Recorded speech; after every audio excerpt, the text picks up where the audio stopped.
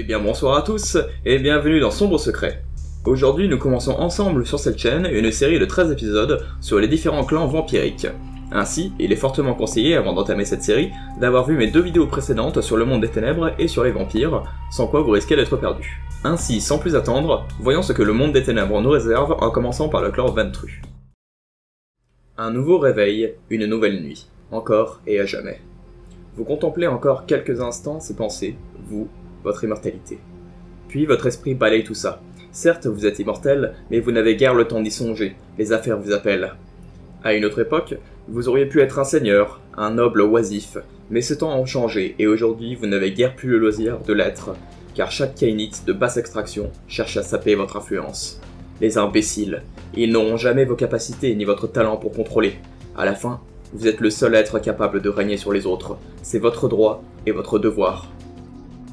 Vous êtes un Ventrue.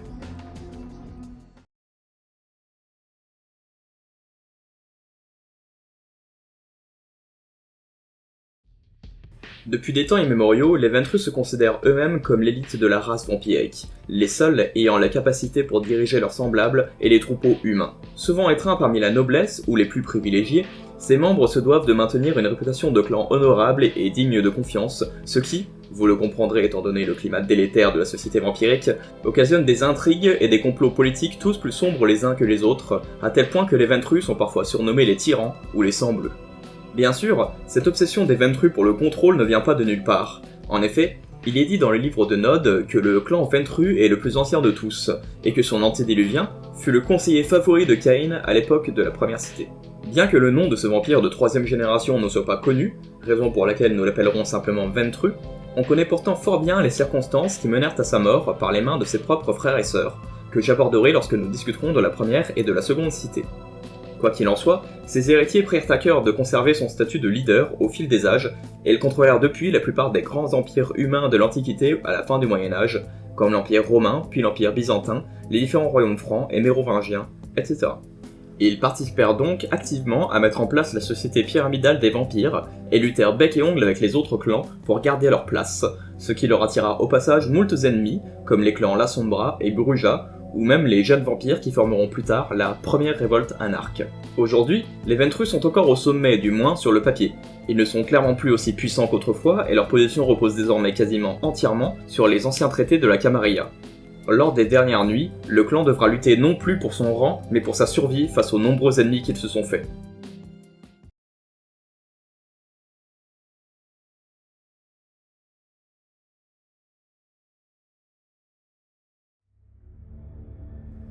La malédiction des Ventrue repose en grande partie sur leur élitisme latent, qui se reflète sur leur goût.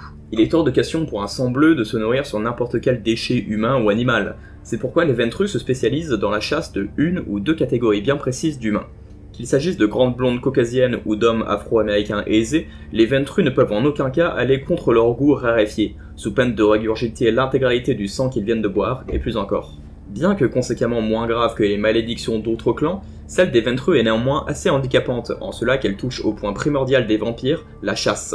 Garde donc à ne pas se laisser surprendre lors de vos aventures par le manque de proie, et donc la soif.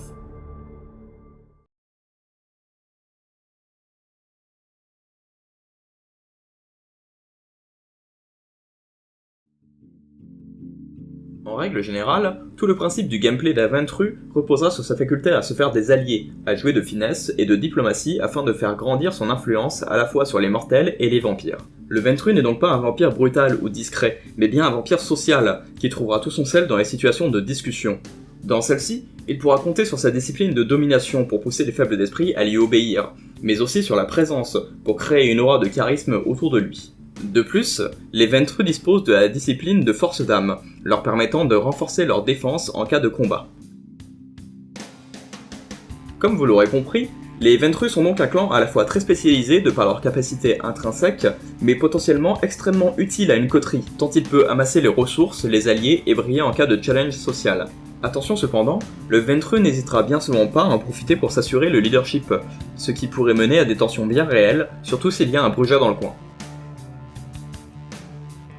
Merci d'avoir suivi ce nouvel épisode de Sombre Secret. Non, la série n'est pas morte, mais j'ai voulu prendre le temps de me consacrer à des projets qui me tiennent à cœur, et surtout que je le fais en très bonne compagnie. Je pense à l'avenir sortir environ une vidéo par mois, car les Sombres Secrets demandent beaucoup plus d'investissement que les let's play, mais dans tous les cas, je remercie celles et ceux qui suivent mon travail, je vous enjoins à vous abonner si vous appréciez celui-ci, et à liker cette vidéo. Sur ce, chers amis, dormez bien, et surtout, gardez l'œil ouvert.